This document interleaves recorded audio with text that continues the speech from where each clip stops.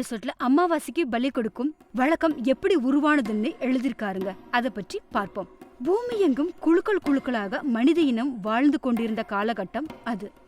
கால் போன போக்கில் கூட்டம் கூட்டமாக அலைந்து வழியில் காணும் குழுக்களின் உணவு முறைகள், வாழ்க்கை முறைகளை பார்த்து கற்றுக்கொள்வது, இவர்களது பழக்க வழக்கங்களை அவர்களுக்கு சொல்லிக் கொடுப்பது, குறிப்பாக நெருப்பு கண்டுபிடிக்காத காலங்களில் அல்லது நெருப்பை அறிந்திராத காலங்களில் அந்த கடும் குளிரும் அமாவாசை இருட்டும் நடுக்கத்தையும் கொடுத்திருக்கிறது.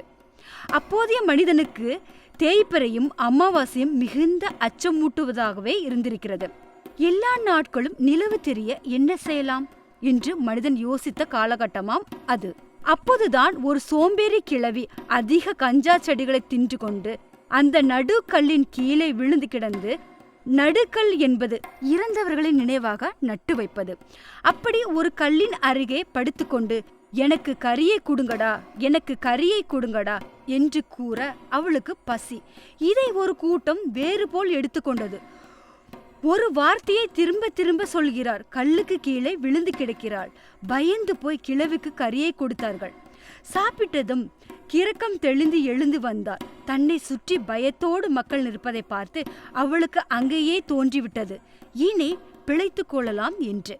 அமாவாசை வராமல் இருக்க என்ன செய்ய வேண்டும் தாயே என்று மக்கள் கேட்க, உன் குழந்தையை பலி கொடு என்று அந்த கிழவி கூற, அந்த கிழவிக்கு தோன்றிய கொடூர எண்ணம் தான் ஒரு குழந்தையை பலி கேட்டது.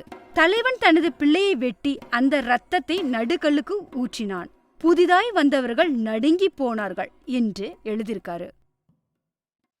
இந்த நூல்கள் கிடைக்கும் இடம் கொக்கிந்தா பதிப்பகம், சென்னை. தொலைபேசி எண் 9440356667, மேலும் 9445771932. நன்றி.